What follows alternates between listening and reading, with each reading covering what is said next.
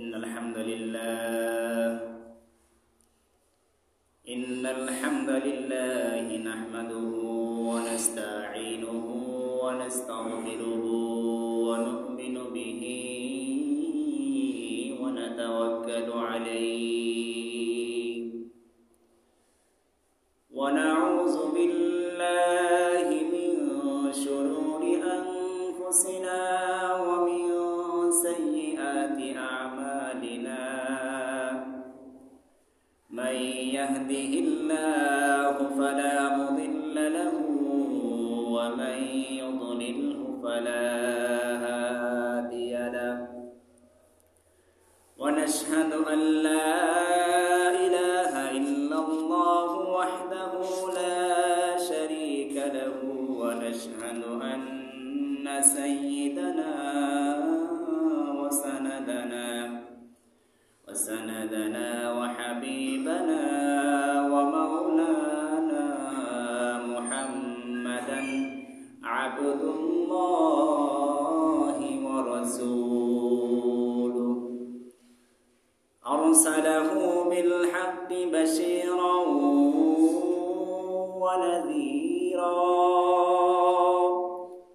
وداعيا إلى الله بإذنه وسراجا وقمرا منيرا أما بعد فقد قال الله سبحانه وتعالى أعوذ بالله من الشيطان الرجيم بسم الله الرحمن الرحيم كنتم خير أمة أخرجت للناس تأمرون بالمعروف وتنهون عن المنكر وتؤمنون بالله وقال الله سبحانه وتعالى ادع إلى سبيل ربك بالحكمة وموعظة الحسنة وجادلهم بالتي هي أحسن وقال رسول الله صلى الله عليه وسلم بلغوا عني ولو آية أو كما قال رسول الله صلى الله عليه وسلم اللهم صل على محمد وعلى آل محمد شكرا لك كما صليت على إبراهيم وعلى آل إبراهيم إنك حميد مجيد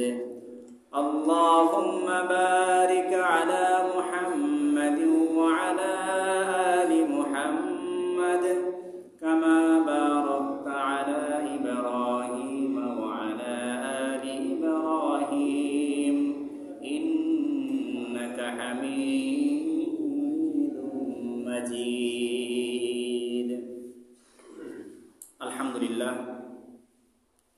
মহান আল্লাহ পাক রব্বুল আলামিনের দরবারে অসংখ্য অগণিত শুকরিয়া যে মহান রব্বুল আলামিন আজকে আমাদেরকে এই পবিত্র জুমার দিনে আল্লাহ পাক রব্বুল আলামিনের মহান 2 রাকাত হুকুম 2 রাকাত জুমার সালাত আদায় করার জন্য আল্লাহ তাআলা আমাদেরকে অত্যন্ত মহব্বত করে অত্যন্ত ভালোবেসে দুনিয়ার বিভিন্ন ব্যস্ততা বিভিন্ন ঝামেলা থেকে ফারেক করে আল্লাহ পাকের কুদরতি পায়ে সিজদা দেওয়ার জন্য পবিত্র জায়গা মসজিদে নিয়ে এসেছেন। এই জন্য আমরা প্রত্যেকেই অন্তর থেকে আল্লাহ পাক রব্বুল আলামিনের দরবারে শুকরিয়া জ্ঞাপন করি আলহামদুলিল্লাহ। মুহতারাম হাজিরিন, আল্লাহ পাক রব্বুল আলামিন চাইলে আজকে আমাদেরকে বিভিন্ন অসুস্থতা দিয়ে বিভিন্ন ব্যস্ততা বিভিন্ন ঝামেলায় ফেলে আল্লাহ পাকের এই মহান 2 রাকাত জুমার সালাত আদায় করা থেকে আল্লাহ তাআলা আমাদেরকে বিরত রাখতে পারতেন, কিন্তু আল্লাহ তাআলা অত্যন্ত আমাদেরকে ভালোবেসেছেন। আমাদের এটা কোনো বরত্ব না যে আমরা চেষ্টা করলে আসতে পেরেছি, বরং আল্লাহ পাক রব্বুল আলামিন আমাদের চেষ্টার পিছনে আল্লাহ তাআলা আমাদের চেষ্টাটাকে কবুল করেছেন বিদায় আল্লাহ পাকের কুদরতি পায়ে আমরা সাজদা দিতে আসতে পেরেছি। এই জন্য আমরা আবারও শুকরিয়া আদায় করি, আলহামদুলিল্লাহ। আল্লাহ পাক রব্বুল আলামিন কোরআনের এক আয়াতের মধ্যে বলেন, লা ইন শাকারতুম লা আযীদান্নাকুম ওয়া লা ইন কাফারতুম ইন্না আযাবি লাশাদীদ। যে তোমরা আমার নিয়ামত পাওয়ার পরে যদি তোমরা আমাদের নিয়ামতের শুকরিয়া আদায় করো, আল্লাহ তাআলা বলেন লা আযীদান্নাকুম, তাহলে আমি অবশ্যই অবশ্যই তোমাদের সেই নিয়ামতকে আরো বাড়িয়ে দিব। সুবহানাল্লাহ। এই যে আল্লাহ পাক রব্বুল আলামিন আমাদেরকে নামাজ পড়ার মতো সুন্দরভাবে একটা ব্যবস্থা করে দিয়েছেন এবং নামাজে এসে এখানে দ্বীনি কিছু আলোচনা শোনা এবং আমল করার নিয়তে বসার মতো তৌফিক দিয়েছেন, এটা আল্লাহ পাকের অনেক বড় একটা নিয়ামত, অনেক বড় একটা পুরস্কার। সুতরাং আমাদের উচিত হবে আল্লাহ পাকের বেশি প্রশংসা করা। এই জন্য আল্লাহ তাআলা বলেছেন, লা ইন শাকারতুম লা আযীদান্নাকুম, যদি তোমরা শুকরিয়া আদায় করো, আমার প্রশংসা করো, তো আমি আল্লাহ পাক রব্বুল আলামিন তোমাদেরকে অবশ্যই অবশ্যই নিয়ামত আরো বাড়িয়ে দিব। এরপর আল্লাহ তাআলা বলেন, ওয়ালা ইন কাফারতুম, আর যদি না শুকরিয়া করো, আমার শুকরিয়া আদায় না করো, ইন্না আযাবি লাশাদীদ, আল্লাহ তাআলা বলেন যে আমার শাস্তি অনেক কঠিন। অর্থাৎ নিয়ামত তো চিনিয়ে নিয়ে যাব, তোমাদেরকে তো কোনো নিয়ামত আমি দিবই না, না শুকরিয়া করলে পক্ষান্তরে আমি তোমাদের জন্য কঠিন থেকে কঠিনতম শাস্তির ব্যবস্থা করব। নাউযুবিল্লাহ। মুহতারাম হাজিরিন, সারা জীবন আল্লাহ তাআলা আমাদেরকে কত নিয়ামত দিয়েছেন এবং যতদিন হায়াত পাইব আল্লাহ পাক আমাদেরকে নিয়ামতের মধ্যে ডুবিয়ে রেখেছেন এবং ডুবে থাকবো। সারা জীবন আমি আপনি কত ধরনের নিয়ামত উপভোগ করতেছি। এর মধ্যে ছোট একটা নিয়ামত, এক গ্লাস পানি, সারা জীবন কত গ্যালন গ্যালন পানি আমরা পান করতেছি, কিন্তু এক গ্লাস পানির নিয়ামতের শুকরিয়া আমরা সারা জীবন যদি ইবাদত করি সেটা শুকরিয়া আদায় হবে না। কিতাবের মধ্যে ঘটনা এসেছে, কোনো এক বাদশাহ সে সফরে বের হলো হরিণ শিকারের জন্য তার দলবল নিয়ে। কিছু পথ যাওয়ার পরে দেখলো যে বাদশাহ একটা হরিণের পিছনে চড়তে চড়তে এসে তার কাফেলা থেকে বিচ্ছিন্ন হয়ে গেল। এমন সময় সন্ধ্যা ঘনিয়ে আসলো, হরিণটা বনের সে গভীর জঙ্গলে প্রবেশ করলো। বাদশাহ সেই হরিণের পিছনে আস্তে আস্তে প্রবেশ করতে শুরু করলো। এক পর্যায়ে তার এত পরিমাণ পানির পিপাসা লাগলো, চতুর্দিকে সে তাকিয়ে দেখলো সে কাফেলা থেকে অনেক দূরে বিচ্ছিন্ন হয়ে গিয়েছে, আশেপাশে কোনো পানি নেই, কোনো মানুষ নেই, কোনো ব্যবস্থা নেই পানি পান করার মতো। এমন অবস্থায় আল্লাহ পাক রব্বুল আলামিন এক মুসাফিরের ব্যবস্থা করে দিলেন। এক মুসাফির তার সেই বাদশার সামনে এসে বলল যে আমার কাছে পানি আছে, আমি তোমাকে পানি দিব, তবে শর্ত হলো তুমি তোমার রাজত্বের, তুমি তোমার বাদশাহের অর্ধেক আমাকে দিয়ে দিতে হবে। সেই বাদশাহ চিন্তা করলো যে হ্যাঁ অবশ্যই দিয়ে দিব, যদি আমার জীবনে চলে যা আমি বাদশাহী দিয়ে কি করব, যদি আমার রাজত্বের অর্ধেক চলে যা, তারপরে তুমি আমাকে এক গ্লাস পানি দাও। এই শর্তে সেই মুসাফির ব্যক্তি বাদশাকে এক গ্লাস পানি দিয়ে দিল। সে আল্লাহ পাকে শুকরিয়া আদায় করল। কিছু পথ যাওয়ার পরে এই পানি পান করার কারণে বাদশার দেখা গেল যে প্রস্রাবের ব্যাগ এসেছে, সে প্রস্রাব করবে, কিন্তু তার প্রস্রাব ক্লিয়ার হচ্ছে না। সে প্রস্রাব করতে যেয়েও প্রস্রাব করতে পারতেছে না। এবার সে আবার মুসিবতের মধ্যে পড়ে গেল। ঠিক ওই সময় আরেকটা লোকের সাক্ষাৎ পাইল। সেই লোক বলল যে হে বাদশাহ, আমি তোমার প্রস্রাব করার ব্যবস্থা করে দেবো, এই অসুস্থতা তোমার দূর হয়ে যাবে, তবে শর্ত হলো তোমার রাজত্বের যে আরো অর্ধেক রয়েছে সেই অর্ধেক আমাকে দিয়ে দিতে হবে। বাদশাহ বলল যদি আমার জীবনেই না বাঁচে তাহলে আমি আমার এই বাদশাহী দিয়ে কি করব? ঠিক আছে, যা তোমাকে দিয়ে দিলাম, তুমি আমার প্রস্রাবের ব্যবস্থা করো। এটা করলো। করার পরে সেই মুসাফির ব্যক্তি বলল যে হে বাদশাহ, আমি দুনিয়ার কোনো গতানুগতিক কোনো মানুষ না, কোনো মুসাফির না, বরং আল্লাহ তাআলা আমাকে পাঠিয়েছেন তার ফেরেশতা হিসাবে তোমাকে এই বিষয়টা বোঝানোর জন্য যে দুনিয়াতে তুমি যত বড় বাদশাহীর মালিক হও না কেন, যত রাজত্বের মালিক হও না কেন, আল্লাহ পাকের কাছে এক গ্লাস পানি আর একবার প্রস্রাব করার পরিমাণ সেই বাদশাহীর তোমার কোনো মূল্য নেই। সুবহানাল্লাহ। তুমি যদি সারা জীবন তোমার এই বাদশাহী দিয়ে আল্লাহ পাকে শুকরিয়া আদায় করতে থাকো, তাহলে যেরকম এখানে এক গ্লাস পানির বিনিময়ে তুমি তোমার বাদশাহী দিয়ে দিয়েছ, এরকম হাজারো লক্ষ কোটি বাদশাহ যদি তার বাদশাহীকে আল্লাহর রাস্তায় দিয়ে দেয়, তাহলে এক গ্লাস পানির সমপরিমাণ মূল্য হবে না। তার মানে মুহতারাম হাজিরিন, আল্লাহ তাআলা যে আমাদেরকে এত নিয়ামতের মধ্যে ডুবিয়ে রেখেছেন, তারপরে কত নাফরমানি আমরা করতেছি। আমাদের উচিত হলো প্রতিটা মুহূর্তে আল্লাহ পাকের নিয়ামতের শুকরিয়া আদায় করা। এই জন্য আল্লাহ তাআলা বলেছেন লা ইন শাকারতুম লা আযীদান্নাকুম ওয়া লা ইন কাফারতুম ইন্না আযাবি লাশাদীদ। যে আমার বান্দারা যদি নিয়ামত পাওয়ার পরে তোমরা নিয়ামতের শুকরিয়া আদায় করো, অবশ্যই অবশ্যই আমি তোমাদের সেই নিয়ামতকে আরো বাড়িয়ে দিব। আর যদি নাশুকরিয়া করো, আমি তোমাদের কাছ থেকে নিয়ামতকে ছিনিয়ে নিব এবং তোমাদের জন্য কঠিন থেকে কঠিন শাস্তির ব্যবস্থা করবো। নাউজুবিল্লাহ। তো যাই হোক মুহতারাম হাজির, আজকে আমরা জুমার আলোচনায় এটা বিষয় না, আমাদের জুমার আলোচনা আজকে বিষয় হলো সামনে যেহেতু আমাদের ইজতেমা চলে এসেছে, তাবলিগের সবচাইতে বড় ইজতেমা, সবচাইতে বড় জোর সারা বিশ্বব্যাপী, যেটাকে সারা বাংলাদেশের মানুষদেরকে পরিচিত করে চলেছে, সেই তাবলিগের মেহনত এবং তাবলিগের সেই গুরুত্ব, তাবলিগের কাজ করলে কি ফজিলত, আমরা এই জুমার এই সংক্ষিপ্ত সময়ের মধ্যে সেই বিষয়টা জানার চেষ্টা করবো ইনশাআল্লাহ। মুহতারাম হাজিরিন, প্রতি বছরে দেখা যায় যে আমাদের দেশে যখনই শীতের মৌসুমের শেষের দিক দিয়ে ইজতেমাটা মূলত হয়ে থাকে, তখন দেখা যায় সারা বিশ্ব থেকে মুসলমানেরা দলে দলে যোগ হতে থাকে। বাংলাদেশের মুসলমানেরা তো একত্রিত হয়ে বিদেশ থেকেও মুসলমানেরা একে একে সেই জমায়েতের মধ্যে জমায়েত হওয়ার জন্য একত্রিত হতে থাকে। তো আসলে তাবলিগ জিনিসটা কি? তাবলিগ শব্দটা হলো একটা আরবি শব্দ, যার অর্থ হলো পৌঁছিয়ে দেওয়া। আমরা বলে থাকি দাওয়াতে তাবলিগ। দাওয়াত অর্থ আহ্বান করা, কাউকে ডাকা, আর তাবলিগ শব্দের অর্থ হলো পৌঁছিয়ে দেওয়া। আর শরীয়তের পরিভাষায় তাবলিগ বলা হয় পথ হারা মানুষকে, আল্লাহ ভোলা মানুষকে, দিনহীন মানুষকে, দিন থেকে চলে যাওয়া মানুষকে বুঝিয়ে শুনিয়ে, টাকা দিয়ে, পয়সা দিয়ে, শ্রম দিয়ে, সময় দিয়ে, নিজের জান, নিজের মাল, নিজের সময়কে ব্যয় করে সেই ভাইদেরকে যারা আল্লাহর পথ থেকে বিচ্যুত হয়ে গেছে, তাদেরকে আবার আল্লাহ তাআলার পথের মধ্যে নিয়ে আসা। সুবহানাল্লাহ। এটাই হলো তাবলিগ। এই তাবলিগটা ব্যাপক একটা অর্থবোধক। আল্লাহ পাকের দিনকে আপনি লেখনির মাধ্যমে ছড়িয়ে দিতে পারেন, মিডিয়ার মাধ্যমে ছড়িয়ে দিতে পারেন, আপনি সশরীরে গিয়ে ভাইদেরকে দিনের পথে নিয়ে আসতে পারেন। আপনাদের পক্ষ থেকে প্রত্যেকের মধ্যে যে যে যোগ্যতা রয়েছে, সেই যোগ্যতা অনুযায়ী যেভাবে চেষ্টা করবে যে মানুষ যেন আল্লাহ পাকের দিনের উপরে চলে আসে, মানুষ যেন রাসূল সাল্লাল্লাহু আলাইহি ওয়াসাল্লামের তরিকার উপরে চলে আসে, সেটা যেভাবে হোক না কেন, মিডিয়ার মাধ্যমে হোক, ওয়াজের মাধ্যমে হোক, অথবা কোনো লেখনির মাধ্যমে হোক, কোনো পত্রিকা, কোনো ম্যাগাজিনের মাধ্যমে হোক, অথবা সরাসরি যে তাবলিগ আমরা দেখতে পাই, 3 দিনের নেশাবে যাওয়া, 10 দিনের যাওয়া, 40 দিনে যাওয়া, এমনকি 3 চিল্লা 4 মাসের জন্য যাওয়া, এরকম কি অনেকেই 1 সালের জন্য, 1 বছরের জন্য বের হয়ে যায়। এই প্রত্যেকটা সিস্টেমের নামই হলো তাবলিগ। এই তাবলিগের কাজ পৃথিবীর শুরু লগ্ন থেকে চলে আসছে।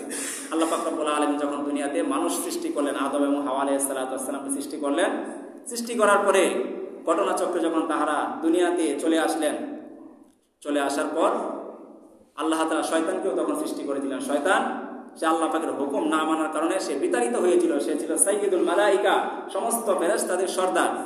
সে তখন চ্যালেঞ্জ নিয়ে এসেছিল যে আমি রাস্তার প্রতিটা মোড়ে মোড়ে দাঁড়াবো, প্রতিটা সেক্টরে সেক্টরে আমি অবস্থান করব, দেখব বনি আদম, যে আদমের কারণে আমি এই জান্নাত থেকে বিতাড়িত হয়েছি, ফেরেশতাদের সর্দার থেকে আমি শয়তানদের সর্দারে পরিণত হয়েছি, আমি দেখব এই আদম সন্তান কিভাবে জান্নাতে যায়।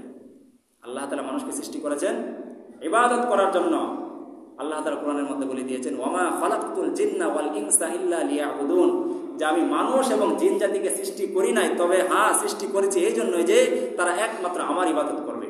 আবার পক্ষান্তরে শয়তান চ্যালেঞ্জ দিয়েছে যে দেখবো আদম সন্তান তোমার ইবাদত কিভাবে করে, আমি তাদেরকে ধোঁকা দিয়ে দিয়ে আমার দল ভারী করে আমি তাদেরকে নিয়ে জাহান্নামে প্রবেশ করবো। নাউজুবিল্লাহ। তাহলে দেখেন পৃথিবীর শুরু লগ্ন থেকে আল্লাহ তাআলা মানুষকে এবং জিনকে সৃষ্টি করেছে আল্লাহ পাকের ইবাদত করার জন্য। আবার শয়তানকে আল্লাহ তাআলা এই ক্ষমতা দিয়ে দিয়েছেন, সে মানুষের রক্তে রক্তে, রন্ধে রন্ধে প্রবেশ করবে, মুহূর্তের মধ্যে সারা পৃথিবী সে চক্কর লাগাবে, মানুষকে যে কোনো মুহূর্তে সে ধোঁকা দিতে পারবে। এই শক্তিটুকু শয়তানকে দিয়ে দিয়েছে। আর মানুষকে বলে দিয়েছে তোমরা দুনিয়াতে গিয়ে আল্লাহ তোমরা আমার ইবাদত করবা। তাহলে বিষয়টা এরকম দাঁড়ালো, একদিক দিয়ে আল্লাহ তাআলা আমাদেরকে বলে দিয়েছেন তোমরা আমার ইবাদত করবা, আরেক দিক দিয়ে শয়তানকে এই কথা বলে দিয়েছে যে তোমাকে আমি ধোঁকা দেওয়ার এই শক্তি দিলাম, তুমি যতই ধোঁকা দেও না কেন, আমার বান্দারা যদি একবার বুঝতে পারে, সারা জীবন তুমি আমার বান্দাকে ধোঁকা দিবা, সমস্ত প্রকার অন্যায় কাজের সাথে সম্পৃক্ত করবা, আর আমার বান্দা একবার যদি বুঝতে পারে, বুঝে যদি সে আমার কাছে তওবা করে, তার সারা জীবনের গুনাহ যদি সাগরের ফেনা পরিমাণও হয় না কেন, আমি তার জীবনের সমস্ত গুনাহকে মাফ করি। তাহলে মুহতারাম হাজিরিন, শয়তান আমাদেরকে ধোঁকা দিবে আর আমাদের কাজ হবে আল্লাহ পাকের ইবাদত করা। তো একটা মানুষ চাইলে সে নিজে নিজে শয়তানের ধোঁকা থেকে সহজে বাঁচতে পারে না। তো সেই মানুষ যেন আল্লাহ পাকের ইবাদত করতে পারে, শয়তানের ধোঁকা থেকে যেন বাঁচতে পারে, সেজন্য দিনের পথে চলতে পারে, এই জন্য আল্লাহ তাআলা যুগে যুগে নবী পাঠিয়েছেন। আদম আলাইহিস সালামের পরে দীর্ঘ একটা সময় গ্যাপ পড়ে গিয়েছিল, মানুষ দিন থেকে বেদিন হয়ে গিয়েছিল, তখন আল্লাহ তাআলা নূহ আলাইহিস সালাতু ওয়াস সালামকে নবী হিসেবে পাঠালেন। উনি অনেক দিন পর্যন্ত দাওয়াত দিলেন। দাওয়াত দেওয়ার মাধ্যমে দেখা গেল যে সেই মানুষগুলো আবার যে আল্লাহকে ভুলে গিয়েছিল, আল্লাহ পাকের পথের মধ্যে তারা উঠে এসেছে। এরপর নূহ আলাইহিস সালাতু ওয়াস সালামের পরে অনেক সময় চলে গেল, মানুষ আবার গোমরা হয়ে গেল। আল্লাহ তাআলা লূত আলাইহিস সালামকে পাঠালেন, হুদ আলাইহিস সালামকে পাঠালেন। এরকম ভাবে মতান্তরে অনেক নবীদেরকে আল্লাহ তাআলা দুনিয়াতে পাঠিয়েছেন। যখনই কোনো উম্মত আল্লাহ পাকের পথ থেকে বেদিনের পথে, কাফের মুশরিকের পথে চলে গিয়েছে, তখনই আল্লাহ তাআলা এই উম্মতকে হেদায়েতের উপরে রাখার জন্য, এই উম্মতকে আল্লাহ পাকের দ্বীনের উপরে রাখার জন্য আল্লাহ তাআলা নবী পাঠিয়ে দিয়েছেন। এখন তো নবী নেই। আমাদের শেষ নবী হযরত জনাবে মুহাম্মদ রাসূলুল্লাহ সাল্লাল্লাহু আলাইহি ওয়াসাল্লামের মাধ্যমে আল্লাহ তাআলা নবীদের রাস্তা বন্ধ করে দিয়েছেন, নবী আসার দরজা বন্ধ করে দিয়েছেন। তাহলে এই দাওয়াতের কাজ কে করবে, তাবলীগের কাজ কে করবে? সারা বিশ্বব্যাপী যে তাবলীগ চলতেছে, সেই নবী আলাইহিস সালাতু ওয়াস সালাম বিদায় হজের মধ্যে সেই ভাষণে বলে গিয়েছেন। উনি বলেছিলেন যে আমি তো থাকবো না, আমি তো চলে যাব।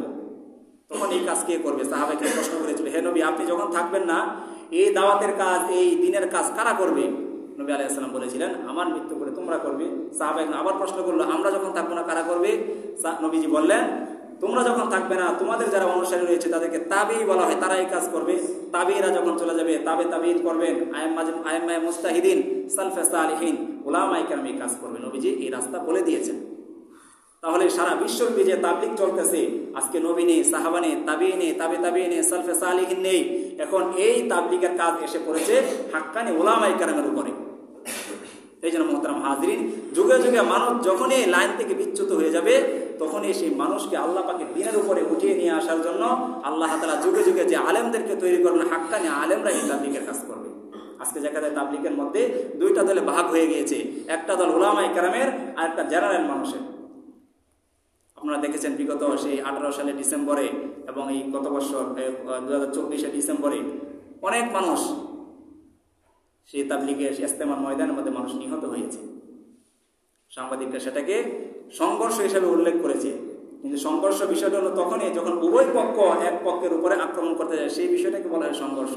কিন্তু ইজতেমার মাঠে দুইবার যে ঘটনা ঘটেছে, এটা সংঘর্ষ না, বরং ইজতেমার মাঠের দায়িত্বে যারা ছিল তাদের উপরে বহির্গত একটা পক্ষ এসে নিরস্ত্র মানুষের উপরে তারা হামলা করে তাদেরকে শহীদ করেছে।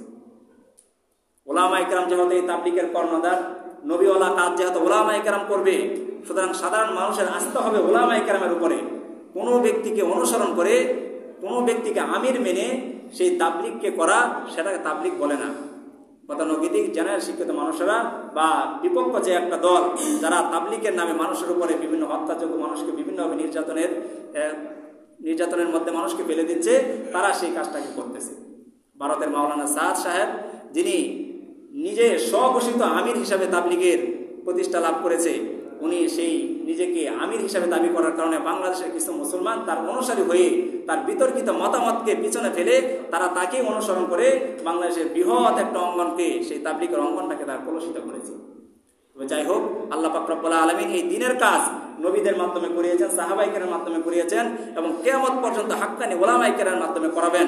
এবং এই ইজতেমা যেটা সামনে আসতেছে, সেটাও হাক্কানি উলামায়ে কেরামের তত্ত্বাবধানে উভয় পর্ব চলবে। এই জন্য মোহতারাম হাজরিন, যারাই যত দিনের ক্ষতি করতে চাক না কেন, আল্লাহ পাক রব্বুল আলামিন সমস্ত মানুষের উপরে যখন রহম করেন, বরকত নাজিল করেন, তখন সেই মানুষের উপরে যারাই যত নির্যাতন করুক না কেন, আল্লাহ যদি তাদেরকে বিজয় দান করেন, তারা অবশ্যই বিজয় লাভ করবে। আর সারা দুনিয়ার মানুষ যদি কাউকে পছন্দ করে, আল্লাহ যদি কাউকে অপছন্দ করেন, তাহলে সে কখনো বিজয় অর্জন করতে পারবে না।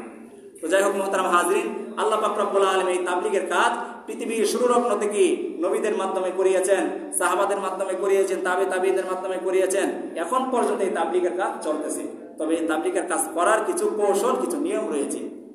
নবী আলাইহিস সালাতু ওয়াস সালাম কিভাবে করতেন, আল্লাহ তাআলা কোরআনের মধ্যে বলে দিয়েছেন, উদউ ইলা সাবিলি রাব্বিক বিল হিকমা। তিনটা পন্থার কথা আল্লাহ তাআলা কোরআনের মধ্যে বলে দিয়েছেন যে হে নবী, আপনি যে মানুষের মধ্যে দ্বীনকে পৌঁছাবেন, মানুষের মধ্যে তাবলীগ করবেন, সেটা আপনি তিনভাবে করবেন।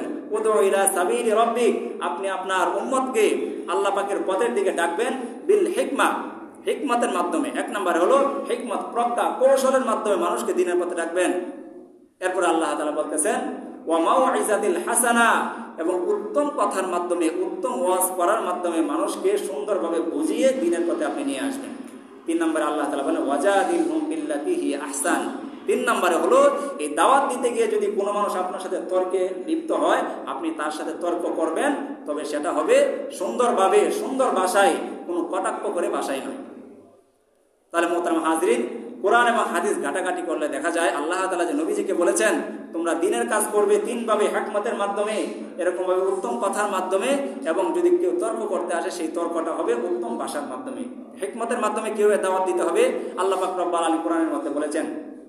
হযরত ইব্রাহিম আলাইহিস সালাম তার জাতিকে, তার দেশের বাদশাকে উনি কিভাবে হিকমতের মাধ্যমে, প্রজ্ঞার মাধ্যমে, কৌশলের মাধ্যমে দাওয়াত দিয়েছিলেন। উনি যখন সারা দেশব্যাপী দাওয়াতের কার্যক্রম চালিয়েছিলেন, সেই দেশের বাদশা নমরুদ তাকে ডেকেছিল, ডেকে বলেছিল যে হে ইব্রাহিম, তুমি কিসের দাওয়াত দাও? তুমি কি জানো না আমি এই রাজত্বের, এই দেশের প্রভু আমি? তুমি কিসের প্রভু, কোন প্রভুর দাওয়াত তুমি মানুষের মধ্যে দিয়ে যাচ্ছ? ইব্রাহিম আলাইহিস সালাম, আমার প্রভু তো সেই যে আমাকে খাওয়ান, আমাকে পড়ান, আমাকে সুস্থ করেন, আমাকে অসুস্থ করেন, আমাকে মৃত্যু দেন এবং আমাকে জীবন দেন। নমরুদ বলল, আরে সেটা তো আমিও পারি, এই জীবন মৃত্যু তো আমিও দিতে পারি, তাই তো আমি রব। নমরুদ তার সেই দায়িত্বরত কয়েদিদের মধ্যে যারা জেল পুলিশ ছিল তাদেরকে ডেকে বলল যে 2 জন কয়েদিকে নিয়ে আসো। কিছুক্ষণ পূর্বে যাকে বেকসুর খালাস দেওয়া হয়েছে তাকে ফাঁসিতে ঝুলিয়ে দাও, আর যার নামে ফাঁসির রায় হয়েছে তাকে বাঁচিয়ে দাও, তাকে মুক্ত করে দাও। নমরুদের সেই কথা মতো জেল পুলিশ তাকে সেই জল্লাদ, ওই নিরপরাধ ব্যক্তিকে যাকে খালাস দেওয়া হয়েছিল তাকে ফাঁসি দিয়ে দেওয়া হলো, আর যার ফাঁসির রায় হয়েছিল তাকে মুক্ত করে দিল।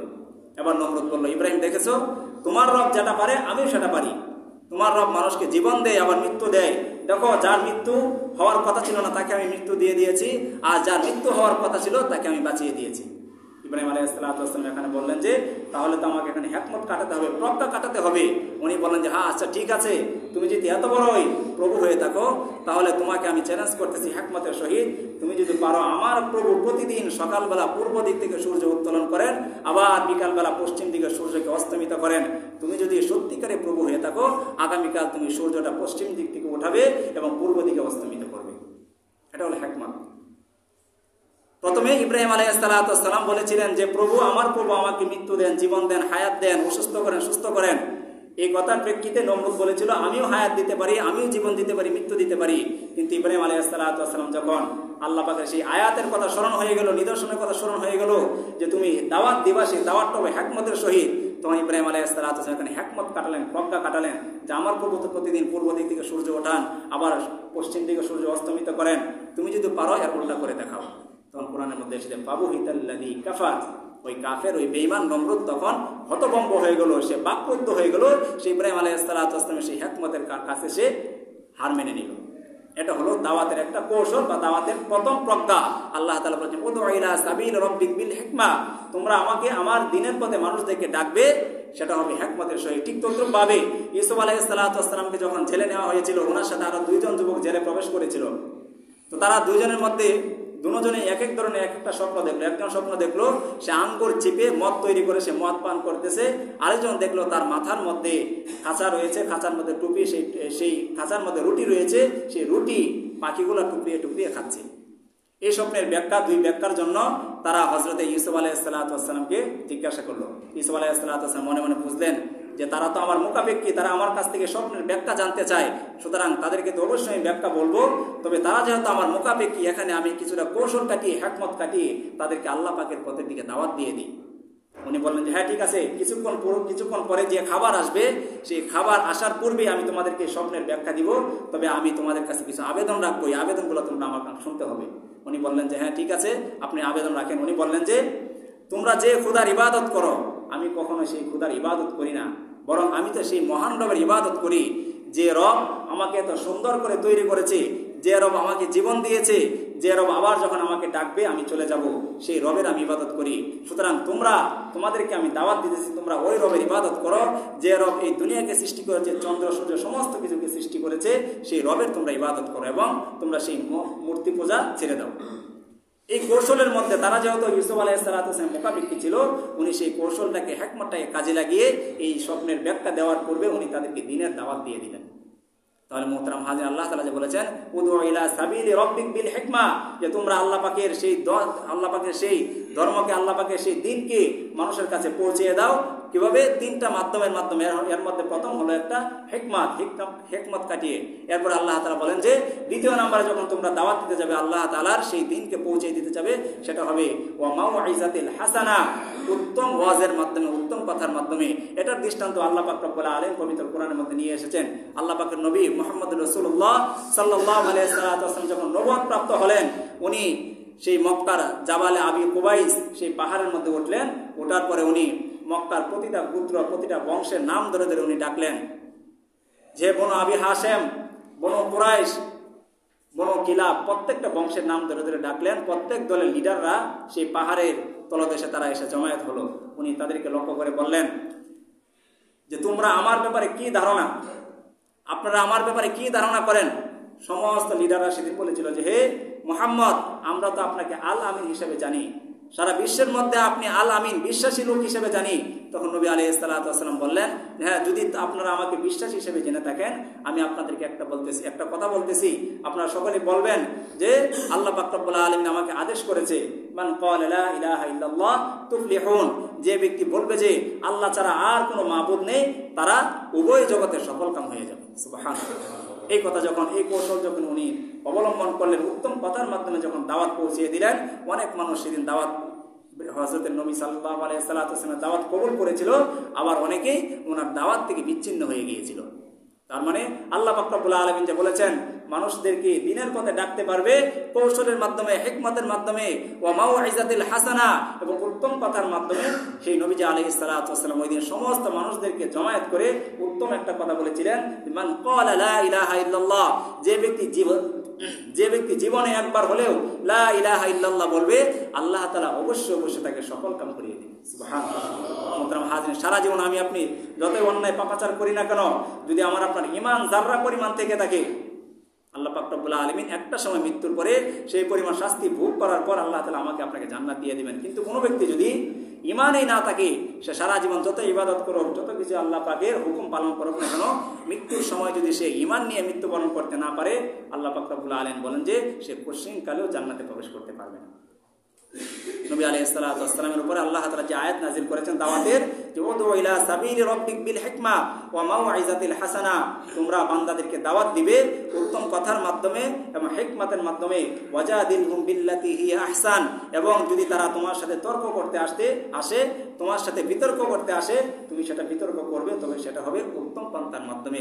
ইব্রাহিম আলাইহিস সালাতু ওয়াস সালাম যখন তার কওমকে দাওয়াত দিয়েছিলেন, তার কওম মেলায় চলে গিয়েছিল, ওনাকে বলেছিল যে আপনি চলেন আমাদের সাথে মেলায়। উনি বলেছিলেন যে না, আমি অসুস্থ, আমি মানসিকভাবে অসুস্থ, এই মূর্তি পূজা দেখতে দেখতে আমার অন্তর মরে গিয়েছে, আমি তোমাদের সাথে সেই মেলায় যেতে পারবো না। যখন তারা মেলায় চলে গিয়েছিল, মেলা থেকে ফিরে আসার পর দেখেছে সমস্ত মূর্তিগুলোকে ভেঙে চুরমার করে রাখা হয়েছে, বড় মূর্তির কাঁধের মধ্যে কোরালটাকে ঝুলিয়ে রাখা হয়েছে। ইব্রাহিম আলাইহিস সালাতু ওয়াস সালাম এখানে বিতর্কে যেতে চাইলেন। উনি চাইলেন যে যেন তাদের সেই অন্তর্দৃষ্টি খুলে যায়, তারা যেন এটা বুঝতে পারে যে যা কিছু করে একমাত্র আল্লাহ তাআলাই করেন, কোনো মূর্তির কোনো ক্ষমতা নেই মানুষকে সুস্থ করা, কোনো মূর্তির কোনো ক্ষমতা নেই কাউকে হায়াত দেওয়া, কাউকে জীবন দেওয়া। তারা যখন ফিরে আসার পর ইব্রাহিম আলাইহিস সালামকে জিজ্ঞাসা করলো যে হে ইব্রাহিম, এই কাজ কে করেছে? ইব্রাহিম আলাইহিস সালাতু ওয়াস সালাম এখানে তর্কের স্বার্থে উনি বললেন যে মূর্তির কাদের মধ্যে কোরাল রয়েছে হয়তো সেই করেছে, তাদের সামনে এত সুন্দর সুন্দর খাবার দাবার, হয়তো তারা খাবার দাবার নিয়ে কোনো ঝগড়া করেছে, সেই হয়তো এই কাজটা করেছে। তখন তাদের মুখ থেকে কথা বের হয়ে আসলো, আরে ইব্রাহিম, তুমি এটা কি বলতেছো? তারা তো কথা বলতে পারে না, তারা খেতে পারে না, তারা চড়তে পারে না, তারা লড়তে পারে না। তখন ইব্রাহিম আলাইহিস সালাতু ওয়াস সালাম বললেন, তাহলে এই সমস্ত প্রভুর, এই সমস্ত মূর্তির ইবাদত তোমরা কিভাবে করো? ওনারা একটা জবাব দেয়, ইব্রাহিম আলাইহিস সালাতু ওয়াস সালাম পাল্টা প্রশ্ন তাদের উপরে ছেড়ে দেন, তর্ক বিতর্ক চলে। এক পর্যায়ে দেখা গেল যে তারা ইব্রাহিম আলাইহিস সালাতু ওয়াস সালামের সাথে সেই বিতর্কের মধ্যে পেরে ওঠে না। তখন তারা তাদের বাদশার কাছে এই নালিশ করলো। দেখা গেল যে শেষ পর্যন্ত তার ঘরের পিতা হযরত আজর, সেও বলল যে হে ইব্রাহিম, হে আমার সন্তান, তুমি যদি এই দাওয়াতি কাজ থেকে ফিরে না আসো, আমি তোমাকে আমি তোমাকে পাথর মেরে শেষ করে দিব। ইব্রাহিম আলাইহিস সালাম এই কথা বললো। সর্বশেষ ইব্রাহিম আলাইহিস সালাম যখন দাওয়াত থেকে ফিরে আসেন না, উনি দাওয়াতের কাজ চালিয়ে যাচ্ছেন, দেশের বাদশা তাকে নমরুদ ডেকে বললো, তুমি যদি এই দাওয়াত থেকে ফিরে না আসো, আমি তোমাকে এই দেশ থেকে বের করে দিব। তাহলে মুহতারাম হাজিরিন, দেখা গেল আল্লাহ পাক যে বলেছেন উদউ ইলা সাবিলি রাব্বিক বিল হিকমা ওয়া মাউইজাতিল হাসানা ওয়াজাদিলহুম বিল্লাতি হিয়া আহসান, হে আমার নবী, হে নবী মুহাম্মদ রাসূলুল্লাহ সাল্লাল্লাহু আলাইহি ওয়াসাল্লাম, আপনি যখন দাওয়াত দিবেন, আপনার উম্মত যখন মানুষের মধ্যে তাবলীগ করবে, দ্বীন পৌঁছাইতে যাবে, তখন সেটা হবে তিনভাবে: হিকমতের মাধ্যমে, উত্তম কথার মাধ্যমে এবং বিতর্কের মাধ্যমে। তবে সেই বিতর্কটা হতে হবে উত্তম কথার মাধ্যমে, উত্তম ফায়সালার মাধ্যমে।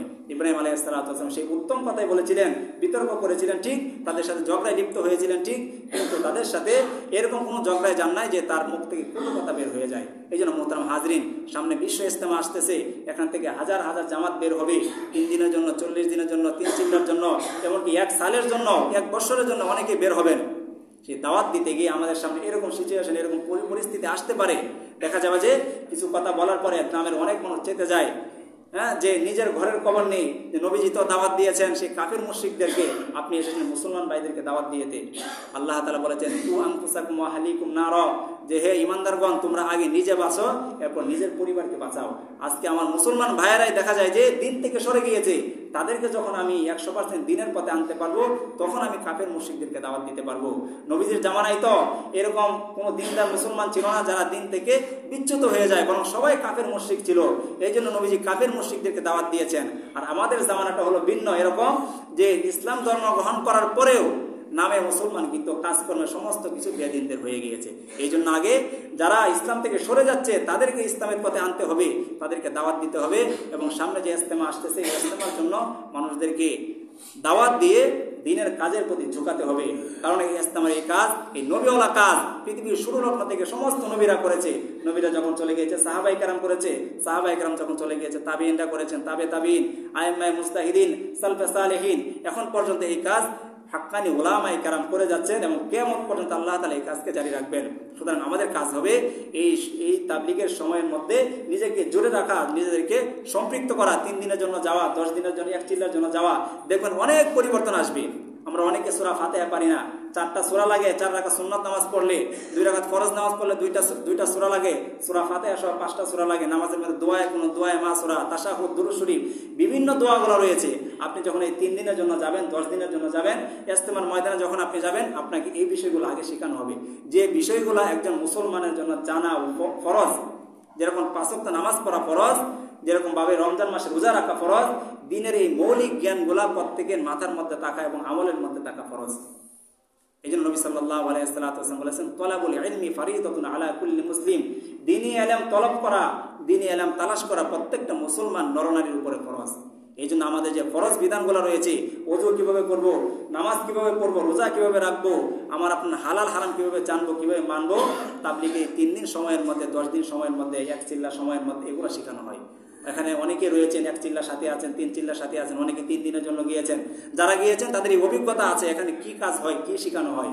এই জন্য মোহতারাম হাজরিন, যেহেতু বিশ্বব্যাপী একটা তাবলীগ জামাতের বিশ্ব ইজতেমা আমাদের দেশে প্রতি বছরই অনুষ্ঠিত হয়, সারা বিশ্ব থেকে মুসলমানেরা আসে, তারা এত টাকা পয়সা খরচ করে আসে, আর আমাদের কাছে, আমাদের দেশে আমরা যদি এটার মধ্যে যদি সম্পৃক্ত না হয়, এখানে যদি অংশগ্রহণ না করি, তাহলে এটা আল্লাহ পাকের নাশুকরিয়া হবে।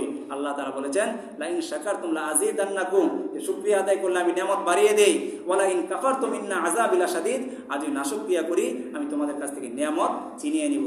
এই জন্য সারা বিশ্ব থেকে যেহেতু মুসলমানরা এখানে আসতেছে, আমাদের উচিত হলো তাদের সাথে জোড়া, তাদের সাথে সম্পৃক্ত হওয়া এবং এই রাস্তায় সময় দেওয়া। আল্লাহ পাক রব্বুল আলামিন যেন আমাদের সবাইকে তাবলীগে সময় লাগানোর মতো তৌফিক দান করেন এবং নিজের ঈমান আমলকে যেন পরিপূর্ণভাবে মজবুতভাবে আমল করার মাধ্যমে যেন ঈমানটাকে মজবুত করে যেন আল্লাহ তাআলা কবরে যাওয়ার তৌফিক দান করেন। সকলে বলে আমিন। সুন্নাত